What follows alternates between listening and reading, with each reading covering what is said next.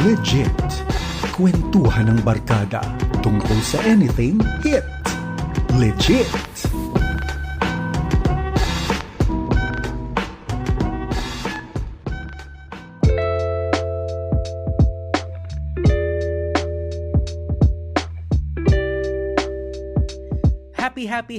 Happy Sunday sa'yo, kaagapay! It's another brand new day at magsama-sama na naman tayo sa paborito nyong tambayan at programa tuwing Sunday na kung saan ang kwentuhan ay hit, ito ang Legit! Dito lang yan sa paborito nyong himpilan sa buong Mega Manila. Ito po ang 702 DZAS FEBC Radio TV, agapay ng sambayanan. Kami po ay proud and active member ng kapisanan ng mga broadcaster ng Pilipinas. Magandang araw sa iyo. Ako po si Arwel Mendoza. Of course, nagmamagandang araw din sa ating mga kaagapay na patuloy nga sumusubaybay sa kanilang programa sa araw po na ito. Ako po si Kael Garcia. Kuya Aru, another Sunday na naman. Yay! Magkakasama, magpapahinga tayo. Pero aside sa pahinga, may kwentuhan din tayo sa ating program.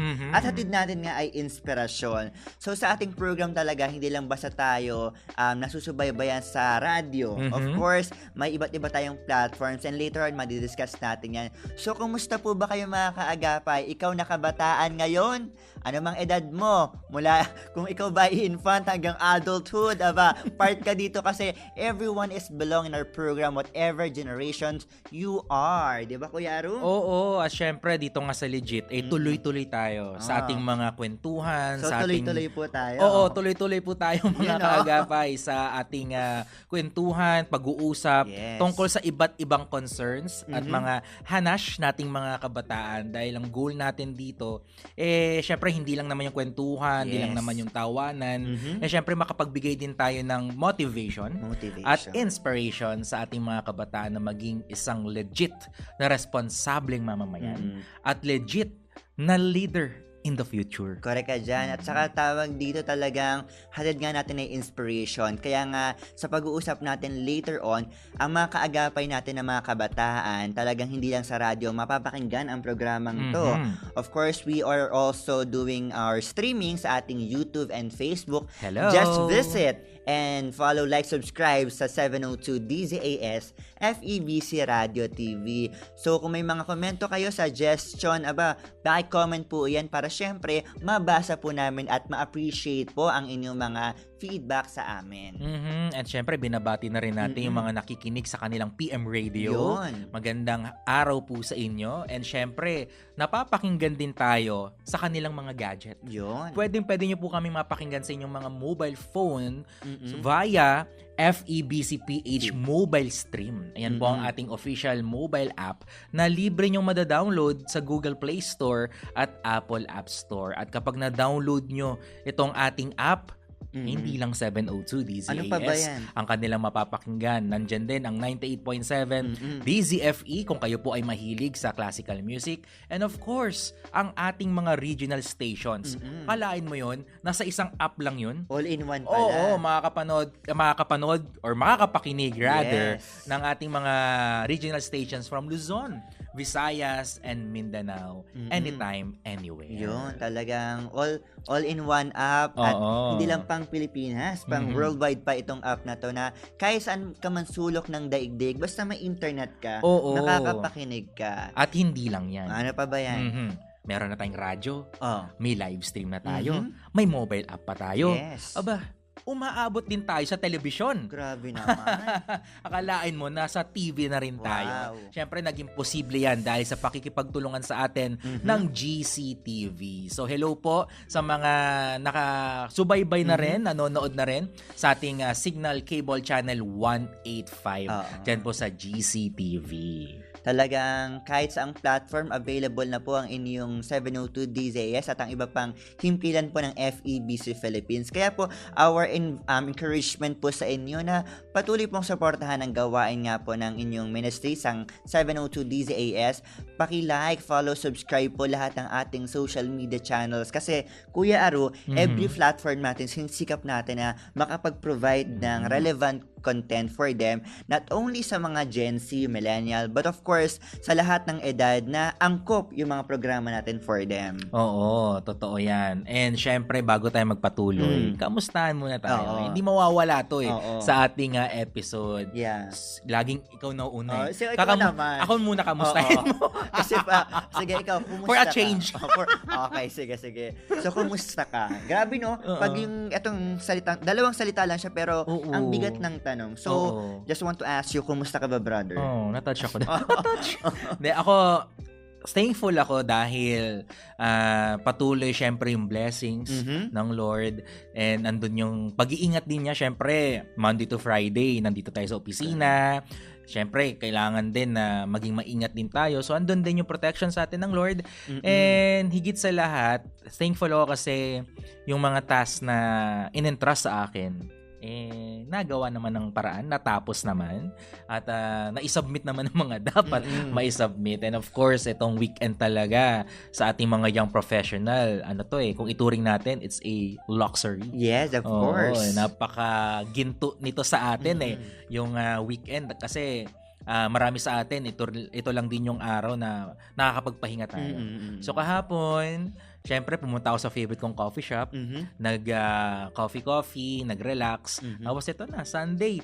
It's the day, no? Na makapagkwentuhan na naman tayo sa Legit. Ikaw ba, Kael? How's your work week? Work week. Talagang, pag work week yung pinag-uusapan, talagang iba-iba yung experience natin kasi everyday iba-iba yung task na talagang ibinibigay sa atin, but I am beyond grateful for the opportunity nga na binibigay ng management for us, na talagang, kasi alam mo yun, iba yung tiwala na binibigay sa'yo kasi hindi dahil magaling ka, pero alam yung kakayahan mo. Kaya sobrang thankful ako. Hello, Kuya Lucho, kay Kuya Jojo, and wow, may pa-shoutout.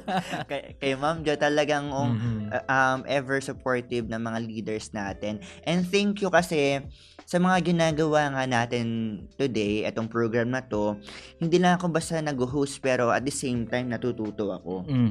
And sabi mo nga, itong weekend, it is time for us to rest. Yes. Kasi parang magka-count ulit ako. Itong 4-letter word na to, parang napaka-ikli niya, pero parang hirap hanapin. Ang hirap matagpuan kasi nga sa sobrang demanding ng mundo, sa task, sa mga responsibilities, parang nagiging may limitations. But kaya nga pag weekend, talagang seize the moment. Kaya bawat oras, sandali, talagang ine-enjoy ko to rest and be with my family. So, quality time. Quality time. And rest. Alam mo, natutuwa ako doon sinabi mo kasi nakita ko yung appreciation mo sa mga taong nakakasama mo, na nakakatulong din, di ba? Yes. Para mas maging productive ka. At doon natin makikita rin yung kahalagahan na meron tayong circle of friends. Correct. Diba? Meron tayong mga tao na pwede nating matakbuhan, pwede nating mapagkatiwalaan, at yung tipong kapag down na down tayo, sila yung mga tao na pwede nating malapitan. Kumbaga, they can offer their shoulder to cry on. Diba? At ito nga, napakaganda nitong pag-uusapan natin for today kasi isa sa mga challenge, no? Isa sa mga challenges nating mga kabataan ay maghanap ng tunay na kaibigan. Correct ka dyan. Ang hirap, diba, sa panahon natin ngayon, mahirap na makahanap ng mga taong makapagbigay sa atin ng good influence. Yung mga taong may matututunan tayo. At lalong-lalo na yung mga kaibigan na handa tayong samahan all throughout. Diba? Parang ang rare diba? At saka tama yung sinabi mo na itong mga kaibigan na to, na sa panahon nga ng may problema ka, handa ka nilang tulungan at agapayan. And talagang nakakatulong sila para ma-develop ka as a person. Kasi sila yung magiging way para ma-mold ka, na ginagamit din ng Lord for us na maging better. Kaya nga, ang ganda ng title natin this afternoon. Ano bang title? Kasi, The Better Cards. So, kung mayroon tayong mga cadaver cards, may the better cards. So, kailangan talaga piliin sino ba yung better na makakatulong sa atin to develop of who we are as a person. Tama yan. Yung mga kaibigan na handang magbigay sa atin ng support, magbigay ng pang-unawa, importante po yan. Correct. At syempre, ang pinakamahalaga sa lahat, yung mga kaibigang handang magbigay sa atin ng pagmamahal na nagiging daan para mas mapabuti rin natin ang ating sarili. Kumbaga, to bring out the best version of ourselves. Alam mo, totoo na may mga ibang tao kasi na mga kaibigan na minsan, pag alam na nagkamali ka, minsan hindi ka kinokorek. So, parang nagpapatuloy ka, parang sugarcoat lang nila yung kanilang care for you. But there are friends na kapag nagkamali ka, they will correct you. Not because ginajudge ka nila, but because out of love, gusto nilang ma-develop yung relationship mo with them and magkaroon ka ng value na talagang para mas maging better ka as a person. Totoo yan ha. Ang tawag nga nila dyan rebuke with love. Yes. Diba? Tough love kung tawagin. Pero syempre, sa kabilang banda, may mga kaibigan din naman na kapag nagkamali ka, itataboy ka na lang nila. Yun nga And talagang litaw na litaw sa panahon natin ngayon tinatawag na cancel culture. Diba? So hindi yung mga kailangan nating i-consider ano ba yung mga red flags din, no? Pagdating sa friendship, ano ba yung mga kailangan din nating bantayan.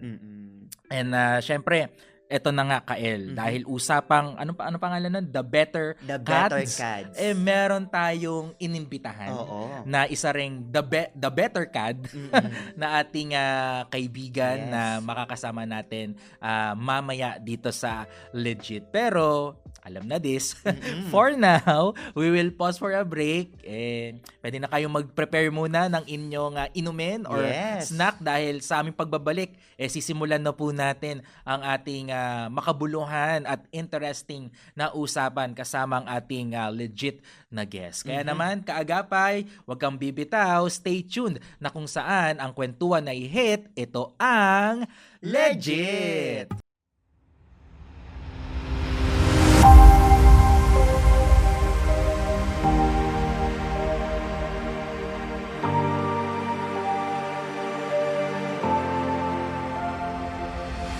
"75 years.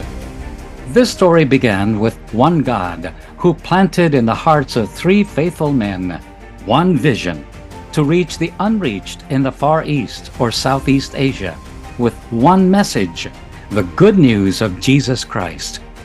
From the United States, they traveled 7,000 miles across the world hoping to establish a radio station in China. But not long after, China closed its doors to foreign missionaries. So they set their sights on the Philippines, where the Lord allowed the vision to take root. In 1948, from one studio, one antenna, one transmitter, and one calling, one mission was launched to bring Christ to the world by radio. And now, 7.5 decades later, FEBC has become a network of 13 radio stations across the Philippines, heard in 27 local languages.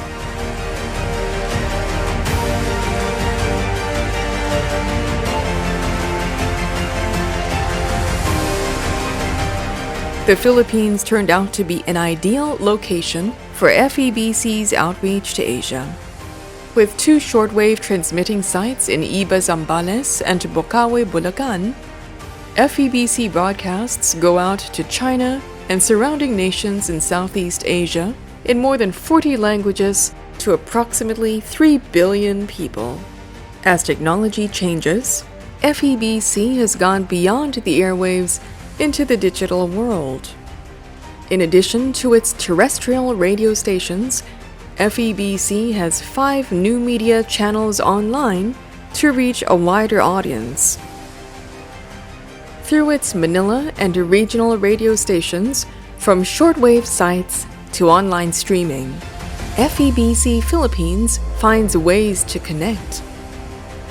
In 2022, FEBC received close to 3 million responses from listeners worldwide. Amidst repressive governments, religious persecution, changing political and cultural landscapes, and even a global pandemic, FEBC continues to be a spiritual lifeline. From cities to far-flung provinces, our broadcasts have reached millions of people, bringing hope, inspiration, and the message of salvation in Jesus Christ. 75 years is a long time, but the work is far from finished. 30% of the country is deaf spots, areas that are not yet consistently reached by the gospel broadcasts. At present, FEBC Philippines is reaching out to 6 regions where people still need to hear God's word on a daily basis. The provinces of Ilocos, Mindoro, Palawan, Camarines Norte, Eastern Samar, Central Visayas, and the Caraga region. Everyone needs the gospel, wherever they live. FEBC Philippines strives to penetrate these deaf spots, bringing the sound of the gospel to every corner of the archipelago. In over 7 decades, FEBC has seen countless listeners come to know Jesus Christ. Countless lives changed in response to FEBC broadcasts. Countless communities reached with the unchanging love of God, on air, online, on the ground. 75 years of history, 75 years of sharing His story. FEBC Philippines is committed to being close to the Master, close to the listener, close to the partners, and close to one another.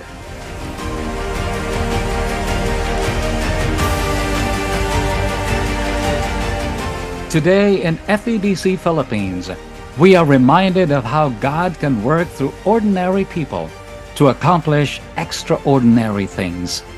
And as the Lord would have it, we are committed to serving Him with excellence and faithfulness, knowing that everything we do is ultimately for His glory, declaring, "What we have done, you have done." FEBC Philippines, communicating Christ in our world until all have heard.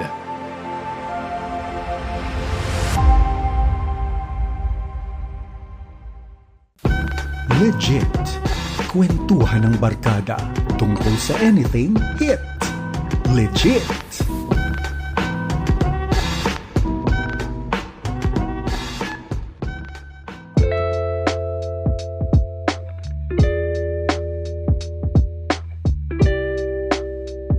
Muli po nagbabalik ang inyong programang Legit. Dito yan sa 702 DZAS FEBC Radio TV, Agapay ng Sambayanan. Salamat ka, Agapay, sa patuloy ngang pag-tune in sa ating program. Ako po si Kael Garcia. At ako naman po si Arwel Mendoza. Alam mo, talagang exciting tong ating topic for today. Tama ka dyan. Usapang friendship, usapang the better cad. Oo. Pero kanina nalimutan kong itanong sa ating intro. Oh. Ikaw ba, Kael?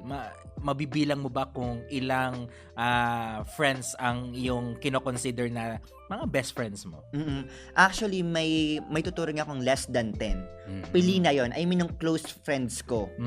Pero may mga kaibigan naman ako na tinuturing kong mga acquaintance, pero yung malapit sa akin, sa puso ko, na kaya kong pagsabihan ng mga nararanasan ko is siguro less than 10. Ikaw ba? And most of them ba same gender? Or Iba-iba. mix? Ayun. Iba-iba. Okay. Kasi gusto ko na may iba't ibang views. Aha. Siyempre, for example, kapag puro lalaki, siyempre, alam mo naman tayo, medyo iba yung thinking natin. Pero pag babae kasi medyo soft sila.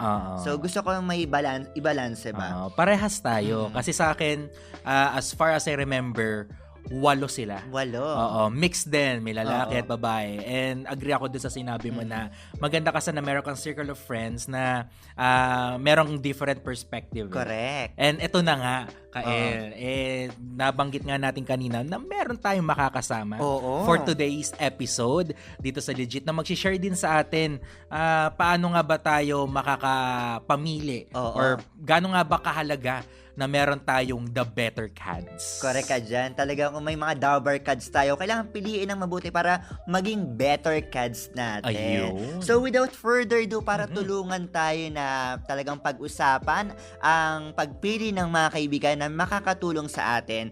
So etong na-invite natin is a 20-year-old young man. Gen Z. Gen Z, batang-bata. Mhm. Pero yung itsura niya, matured na matured eh. At saka gwapo to. Oo, mas pogi sa atin to, Oo. for sure. So, ayun na nga.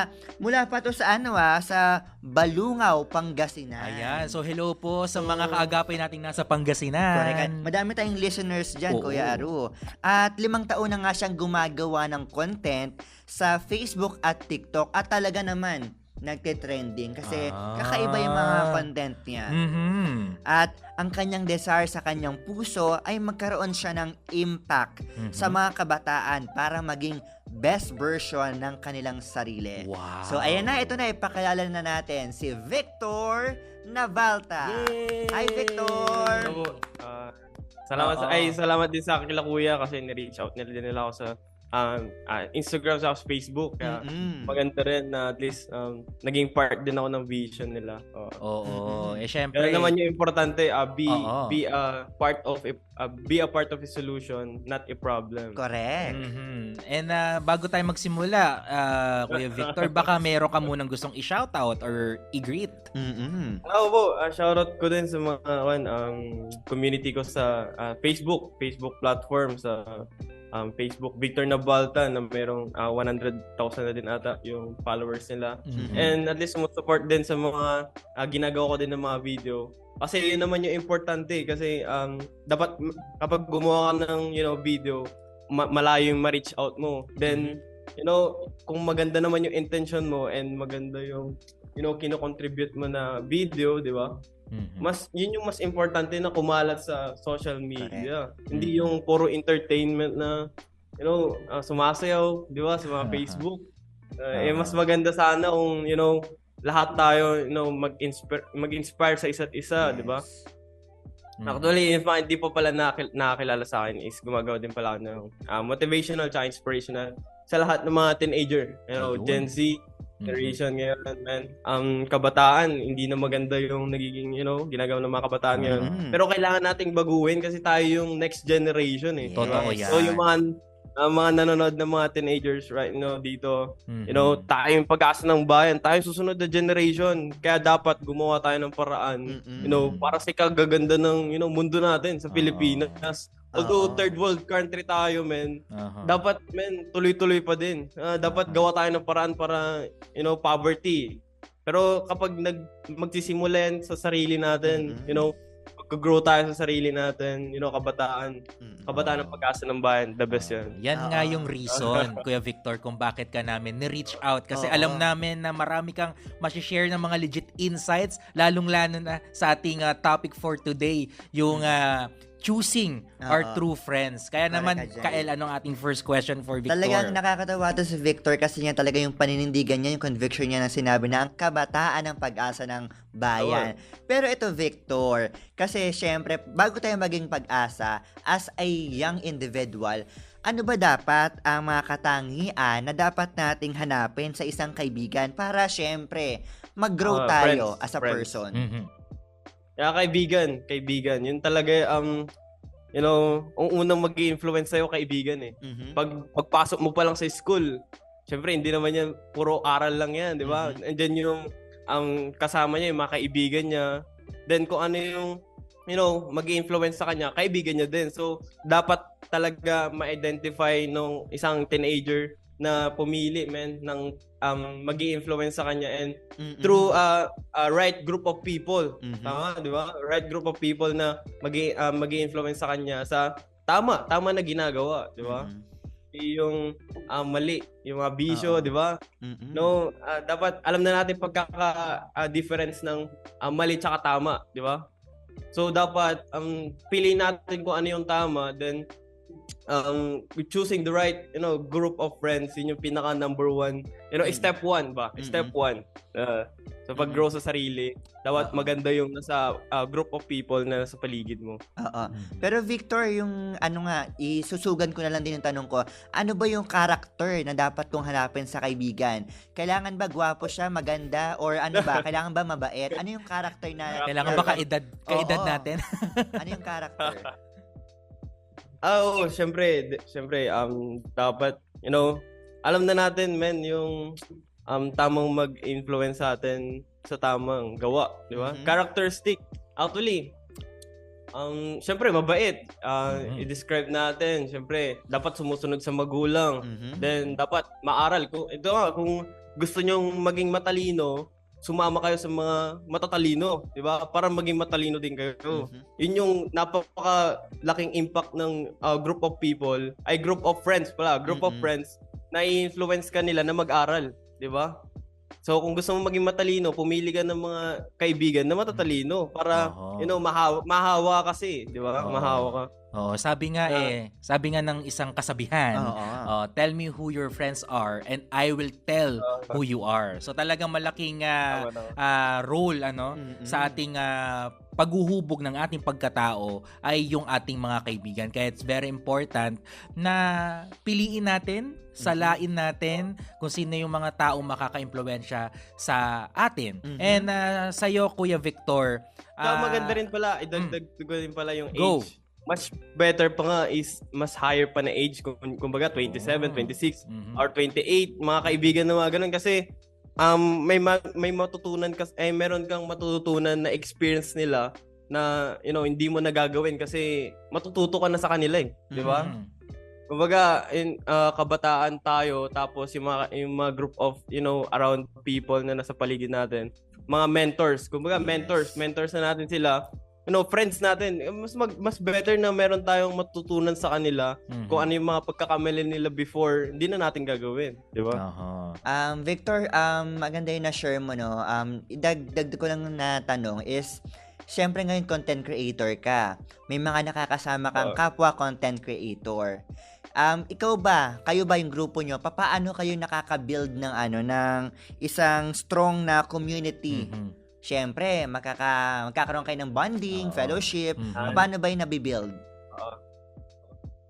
Di bali yung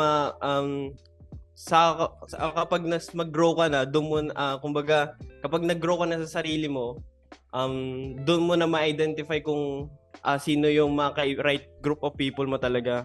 Ako, content creator. Meron na din akong na-reach out na mga ibang content creator na magko-collab kami. Then, doon na kumbaga, pumili ka ng right community. Kung ano yung dito kasi sa amin, actually ako lang din mag-isa. Pero nung pumunta kami ng Tugigaraw, doon ako nagkaroon ng mga kaibigan talaga. Wow. Yung nag-inspire sa akin na gumawa ng video ng ganito. Actually dito sa lugar namin, actually walang sumusupport sa akin. Yun yung real talk, man. Sa community, dito sa barangay, dito sa lugar, actually walang magsusupport sa'yo. Yun yung Filipino culture, toxic culture dito sa Pilipinas na hindi ka nila susuportan sa kung ano yung ginagawa mo. Makikita lang nila kung may result na, gano'n. Pero yung behind behind yung journey, hindi nila, kumbaga napapansin, hindi ka nila susuportan in the first place. Pero once na nakita nila na naging successful ka na, doon lang nila makikita. Kaya yung napili ko na mga group of friends ko, yung pumunta ko nung Tugigaraw talaga. Okay. Kasi talagang itong yung sinasabi ni Victor is galing to sa experience niya. Kaya niya nasasabi. Hindi ko din alam kung nagigets nyo ba, nagigets yung mga words nito. Kasi hindi ko alam, pero at least sinasabi ko lang kung ano yung naging experience ko na karamihan naman ganun yung nangyayari. At nangyayari naman talaga siya. Yun nga yung nakakalungkot na reality din. Kaya importante talaga na we should know kung sino yung mga kaibigan natin. And sabi nga 'di ba, hindi naman natin kayang mabuhay ng tayo lang. No man is an island. No man is an island. Kaya naman dito sa ating episode for today, dito sa ating program, we encourage din yung mga ating mga tagapakinig. Kailangan, yung ating mga listeners. Yung culture din sa Pilipinas, 'di ba? Dapat baguhin natin. Karoon tayo ng solution na dapat hindi gano'n. At sa atin magsisimula yon bilang kabataan na kailangan, sabi nga, hindi dapat tayo maging sa sarili natin nabubuhay. But we are living not for ourselves but for other people as well. So kaya kailangan talaga magkaroon tayo ng community na mag-support sa atin. Kasi mahirap kasi na kapag sa buhay natin wala tayong mga support group. Correct. Talagang hindi tayo makaka-move forward.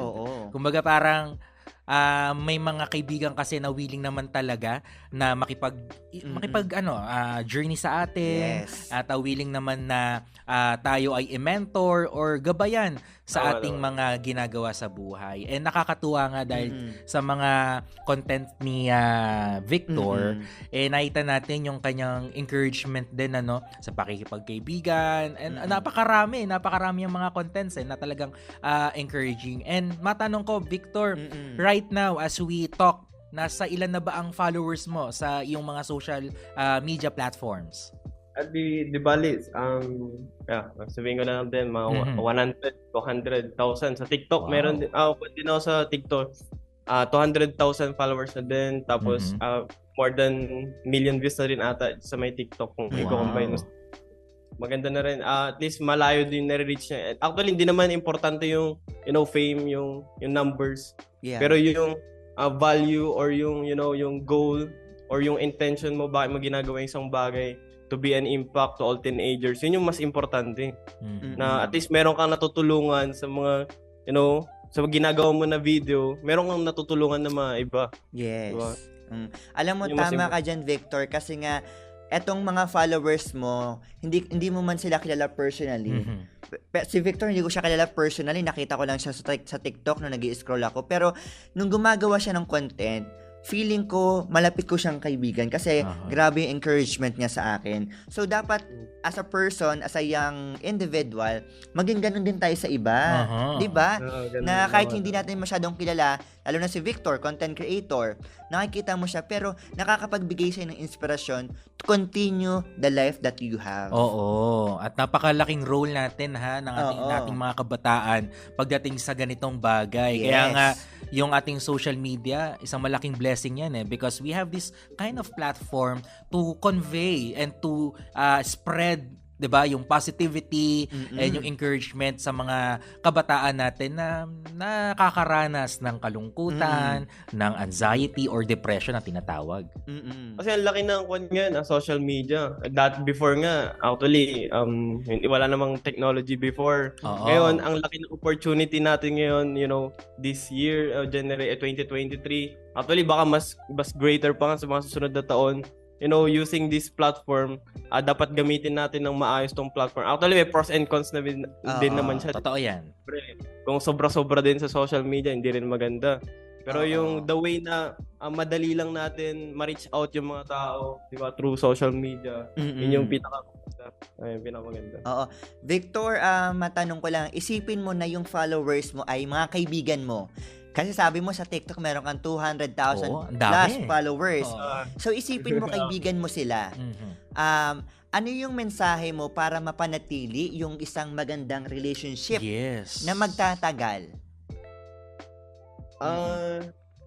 Maganda at least mag-create balang araw nga gusto ko rin na makita rin yung mga nanonood sa akin through community. Siyempre, community naman yan, di ba?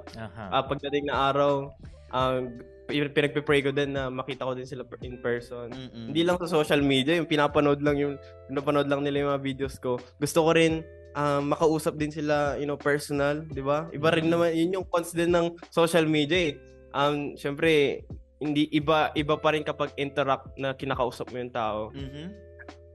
Much better na makilala ko din sila personally. Normal lang problema sa buhay, pagsubok, it's just a temporary. Pero tuloy-tuloy lang sa buhay. Ano man yung mga trials, hardship. Actually, mga teenagers ngayon, popular yung anxiety, depression, di ba? Depression. Yun yung pinakamalaking problema din sa Pilipinas, na ang dami nagpapakamatay, man. Papakamatay na bata, di ba? Mga 12, 15 years old, nagpapakamatay na sila. Pero kailangan kasi natin gumawa ng action hindi dapat habang buhay, ganun na lang. Kumbaga, itong mismo ginagawa natin is a part, a solution. Ito naging solution na to sa kahit little step, pero malaking bagay na siya. at least we are part of a solution, no, not a problem. Yes, Mm. oo, totoo yan. And para sa'yo, Kuya Victor, paano mo naman madidiscover kung ang isang kaibigan hindi siya makakatulong sa iyong well-being, sa iyong sariling obserbasyon? You know, this generation, yung kabataan ngayon, lulong na sa bisyo, di ba?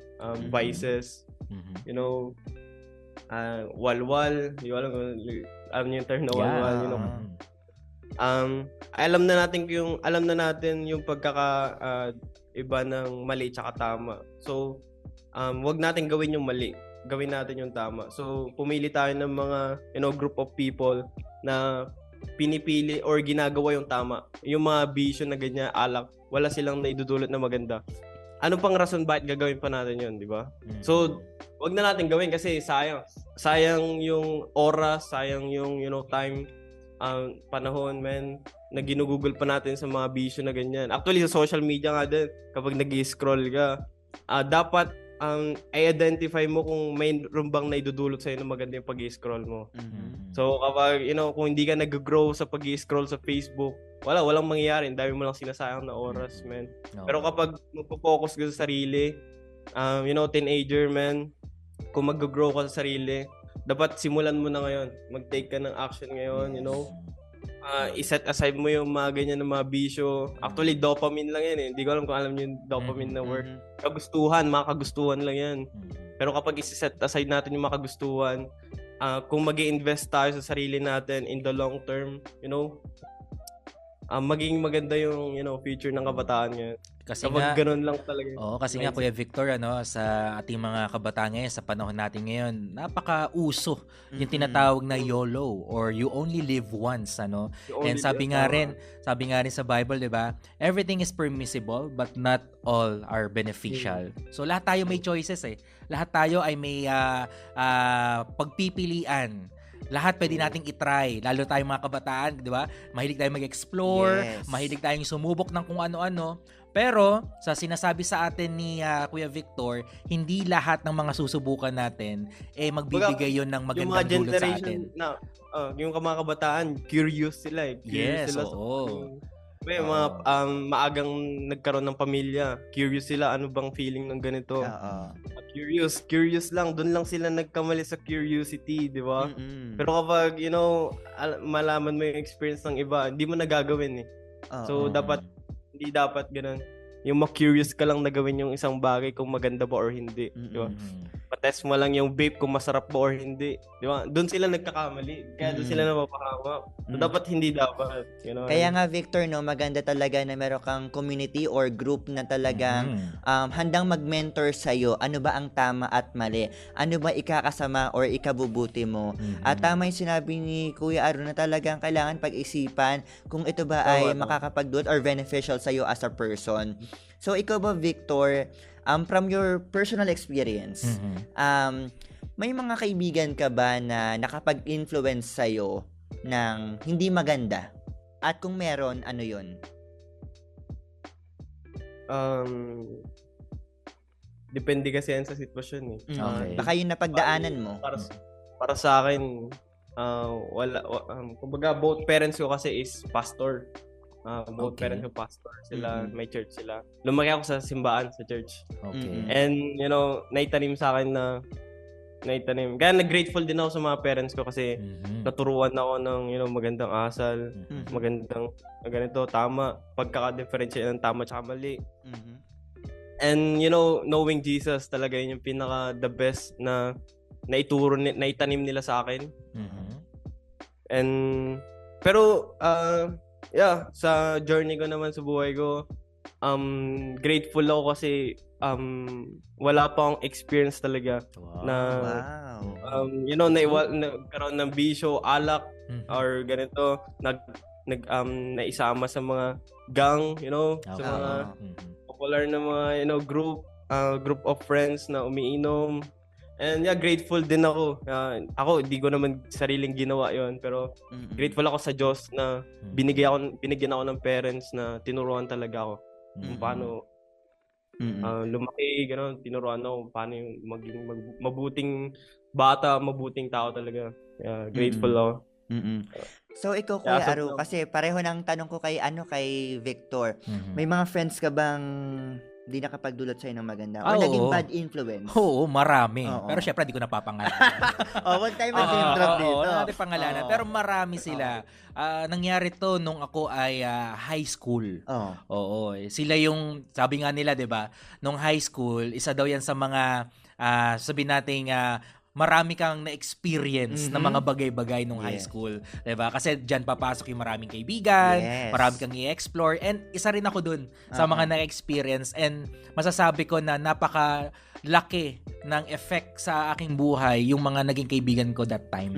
Kasi di sila naging mabuting impluwensya sa akin. Sila yung nag-introduce sa akin ng mga bisyo, naranasan ko pong uminom, manigarilyo, at kung ano-ano pang mga bagay na hindi dapat ginagawa ng isang kabataan. And nung na-realize ko na hindi ako dapat ganito mamuhay, hindi dapat ganitong lifestyle ko, that's the time also na nag-decide ako na kailangan ko na hindi nasamahan itong mga kaibigang ito. Kasi alam, katulad na sinabi ni Kuya Victor kanina, decision mo rin naman yan. Correct. Decision mo yan. Tulungan mo rin yung sarili mo na mag-grow, at kasama sa pagdidesisyon mo, yung pagpili talaga sa mga taong makaka-impluwensya sa'yo. No? Alisin na natin dito yung mga qualifications, like kailangan ba maganda, gwapo, o kaedad mo. Piliin natin yung mga kaibigan talaga na alam natin sa sarili natin na itong taong to, ready to na mahalin ako, ready ito na tanggapin ako, at ready ito na i-rebuke ako. Correct. Kapag ako ay nagkakamali o medyo nalilis na ng landas. Sa'yo ba, Kael? Wala lang kung may compare sa mga pinagdaanan mo, parang pareho kami ni Victor. Di ba, grateful din ako sa mga kaibigan nagkukwento sa akin ng mga ganyan na experiences. Yes. Kaya ni Kuya, di ba? Grateful ako na merong nag-advise sa akin ng mga ganyan. Kasi alam ko na ayun yung patungo di ba? So kung alam mo na mali, wag mo nang gawin, di ba? So kung alam mo na naranasan na ng iba na mali nila, wag mo nang gawin. Di ba? So hindi naman maganda kung mali ka, meron silang pagkakamali, tapos gagawin mo ulit, di ba? Experience mo ulit. So parang hindi na makakat yung generation. So dapat matuto na tayo sa pagkakamali ng iba. And grateful din ako sa mga kila Kuya na at least proud din sila na sabihin, i-advise na ganito kasi hindi naman aksidente na naranasan niyo yung mga ganyan, bisyo, di ba? Inalaw lang yan ng Diyos para maging inspiration sa iba para i-advise sa iba na ganito yung feeling, ganito yung experience para hindi na nila gawin, di ba? So parang naging instrument din kayo or yung ibang tao, ang dami rin kumbaga yung group of people ko talaga actually sa social media, TikTok, meron akong mga nakilala doon ng mga mga nag-a-advise din sa akin ng mga pagkakamali nila before na natutunan ko sa akin na hindi ko na ginawa. And grateful ako na mayroon akong influence of a group of people na nag-a-advise sa akin. Kaya sa mga teenager, wag kayong kumbaga actually maganda nga sumama sa mga matatanda talaga. Yung mga tag na to 4 years old, 50 years old, 60 years old kasi may kikwento na nila yung yung experience nila di ba? Di ba? Magkwento nila kung ano yung mga pagkakamali nila. Then tayo na 20 years old, 18, 19, 20, man, malalaman na natin kung ano ba yung experience, 40 ng 56 years old para alam na natin kung ano yung gagawin natin, di ba? At saka alam mo Victor at saka Kuya Aru, grateful din ako kasi hindi man ganun na pagdaanan ko sa mga vices, pero siguro nakatulong din yung pagiging introvert ko. Kasi pagiging introvert ko, I don't usually socialize with people. Hindi ako madalas lumabas, ayokong masyadong madaming kaibigan, madaming kinakausap. So, sa tingin ko nakatulong siya sa akin. Advantage ko siya na hindi siguro ako naligaw ng landas. Pero ang hindi ko makakalimutan na napagdaanan ko is yung siguro nag-cutting ako. High school yan, no? At saka Yung tumalon tayo ng bakod. Over the bakod. Over the bakod. So, Actually, pero- normal lang din naman sa mga Oo, kabataan. pinagsisihan na natin yun. Pero di ka naman nalaglag doon sa Ay, bakod. hindi naman. Medyo Okay. mababa. Kaya Pero mga maganda yung mga kabataan, ganun na makinig kayo. experience na chopper. Kasi Oo. masaya din naman talaga. Masaya din. Oo. Actually, meron din akong, siguro, hindi naman siguro, nag-cutting din ako nung ilang beses din sa high school. Pero, yung group of people ko kasi, hindi naman siya yung nag-cutting tapos pumunta ng bisyo, pumunta ng alak. Nag-cutting lang kami kasi may purpose na maganda, ganun. Masaya din naman na mayroong mga kaibigan talaga na, Oo. kahit mga ganun na things, masaya pa din. Oo. Hindi naman natin sinasabi no na totally wag na tayong makipagkaibigan kung alam naman natin na hindi sila good influence. Pero meron kasi tayong tinatawag na na balansehin lang natin. Okay lang naman na join sa kanila, pero iba kasi yung nakikisama ka for the sake of nakipag-fellowship ka, pero ibang usapan na po yung nakikisama. Ibig sabihin, kung anong ginagawa nila, ginagawa mo na rin. Ginagaya mo na. Oo. Kumbaga, sa atin, sa pinag-uusapan natin ngayon, maging encouragement tayo, hatakin natin sila sa magandang mga bagay. Imbes na tayo hatakin. Imbes na tayong hatakin. Kumbaga, tayo yung mag-influence sa kanila ng mabuti. Tulungan natin sila na maging maayos din, di ba? Kasi, syempre tayo, natuto na rin tayo sa mga experiences natin. Natuto na rin tayo sa ating mga pinagdaanan. And it's time na maging channel tayo ng blessing, ng encouragement sa mga kaibigan natin na alam natin na nasa hindi pa maayos na sitwasyon. Kumbaga, again, tayo yung humatak, wag tayo yung magpahatak sa masamang impluwensya. I definitely agree, Kuya Aro, kasi the more people na makakasama sa'yo, yung nagdudulot sa'yo ng mga bad influence ba, talagang yung future mo masisira. Oho. Kaya, kaagapay, ikaw na kabataan na nanonood at nakikinig sa sandaling ito, sana marami kang learnings and hopefully, choose the right friends for you kasi it will provide you a better future. Sabi nga ni paulit-ulit niya sinasabi, tayo yung mga kabataan, pag-asa talaga tayo ng bayan if we have the right choices in our lives. Totoo yan. Right decision talaga kayo. Mag-decide na kayo, teenager yan. Mag-decide kayo, yung pang long term. Hindi yung decision na temporary happiness lang ba? Kuya Victor, bilang isang content creator and tinuturing mo nga na mga kaibigan ang iyong mga followers, marerecall mo ba or matatandaan mo ba na kung meron kang nabasa na isang comment or feedback sa'yo na talagang nakapag-encourage sa'yo dahil sa mga content mo? Oo, maganda. Marami. Kumbaga, tuloy-tuloy lang doon sa paggawa ko doon ng video. Masaya din sila na positive comment, na masaya din sila na nagiging good model ako sa anak nila. Kasi yung mga nagko-comment, mga parents Hindi ko alam kung may mga parents ako na mga follower na nagpapasalamat sila na ganito, buti may ginagawa kang video na sana ganito rin yung anak ko. Ganun. At least meron para sa akin, proud din ako sa sarili. Achievement din para sa akin na nakakagawa ko ng passion ko talaga gumawa ng video, pero yung makatulong ka sa ibang tao, di ba? At the same time ginagawa mo yung mga bagay na gusto mo. Yun yung pinakamasaya. At big achievement sa akin, sa akin as a content creator, meron akong naibibigay na magandang, contribution, magandang impact sa tao. Agree.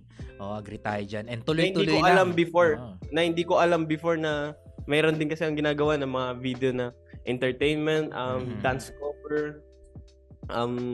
Pero hindi ko naman sinasabi na hindi maganda yung mga ganun na type of content. Pero kapag content creator ka sa mga platform ngayon, big platform, maging maingat ka sa pagpo-post.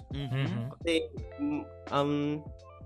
malayo yung ma-reach out mo. Kumbaga, ang daming social... Actually, lahat ng tao may cellphone na.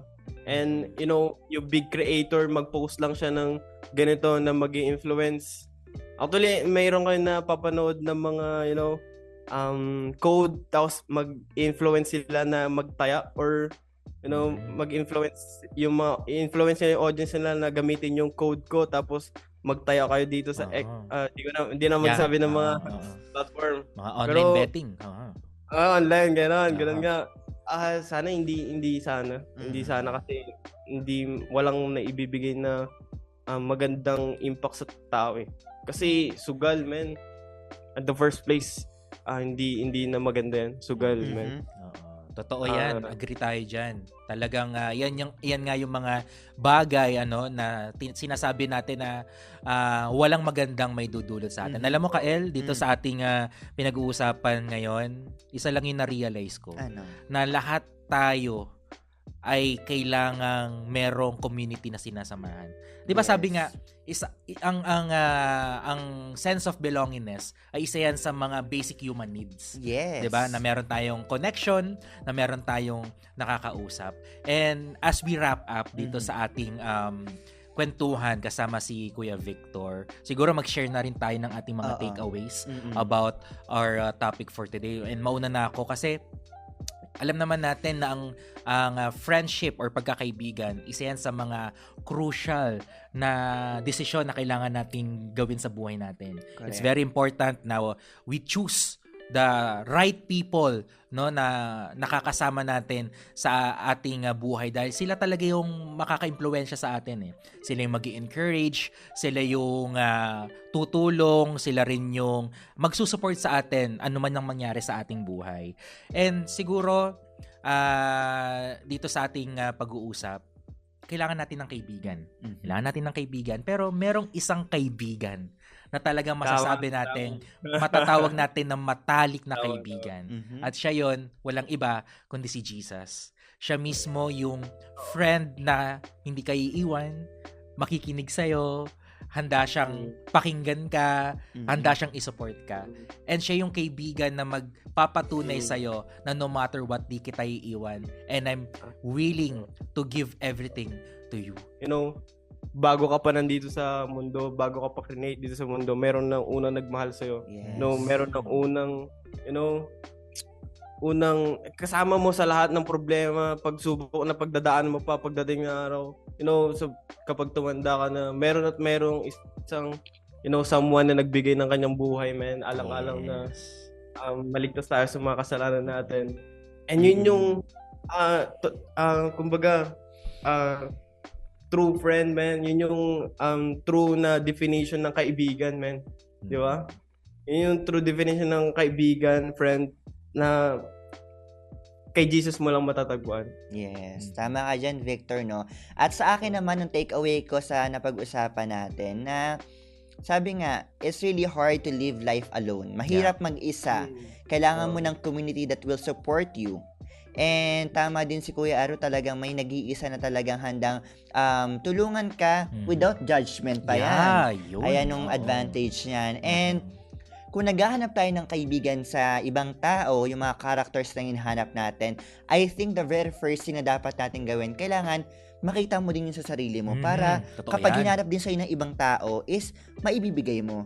Kasi it's really hard to find friends sa ibang mga grupo kung ikaw sa sarili mo ay hindi ayos ka. I mean, okay lang na hindi ka perfectly complete, but of course, kailangan sikapin mo sa sarili mo na makakapag-provide ka ng good influence sa ibang tao.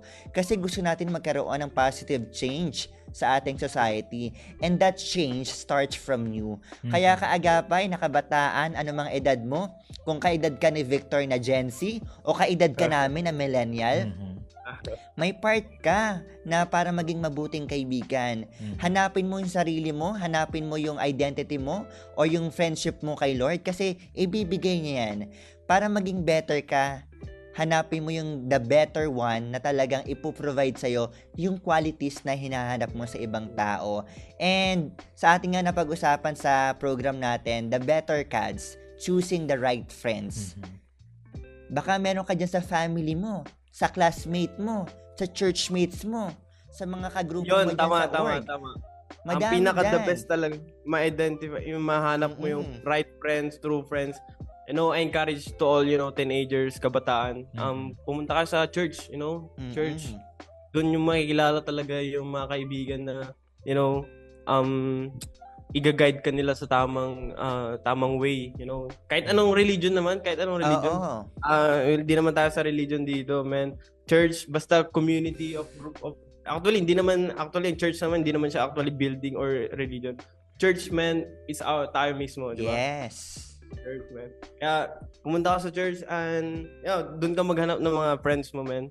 And iga-guide ka nila sa tama talaga. Agree. Oo, totoo yan. So, ikaw din, kaagapay, kung meron kang circle of friends, be an encouragement sa kanila. Katulad na nabanggit namin kanina, hatakin natin sila sa magandang impluwensya at huwag tayong magpapahatak sa maling impluwensya. At saka Kuya Aro, kung may mga friendship kayo dyan, pakitag na po sa comment section. Tag mo na yung mga best friends mo, mga close friends. Oo, yung mga lahat na. Yung buong tropa, itag mo na dito sa ating episode dahil kami po ay masaya na makapakinig din sila. And Victor, before we end, invite mo naman yung ating mga kaagapay na i-follow ka. Saan ka ba nila pwedeng i-subscribe or i-follow?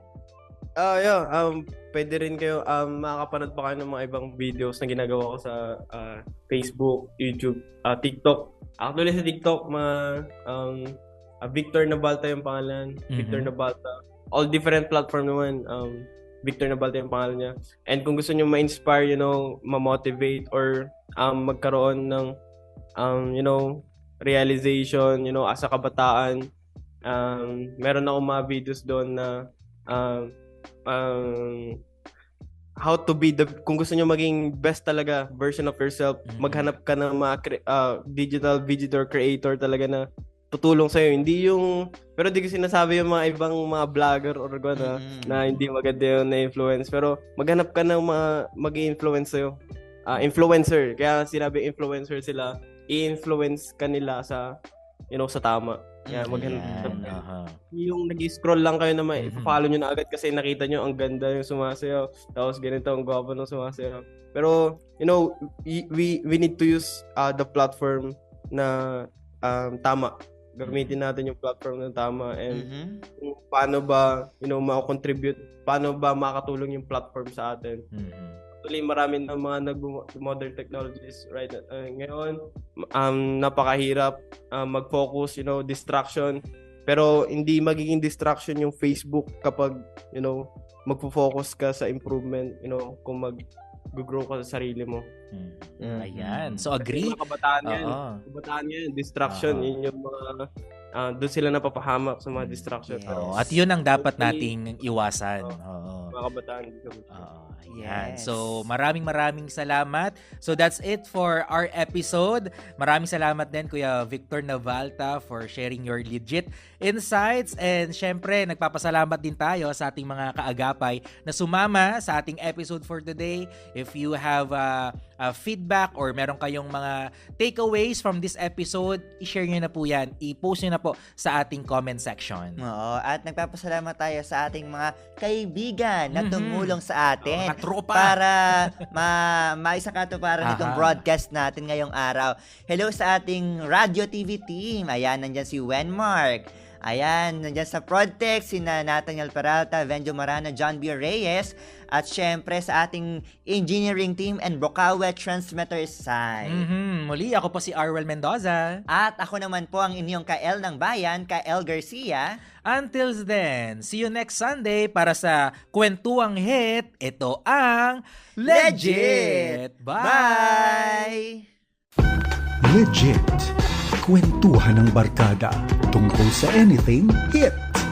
Legit!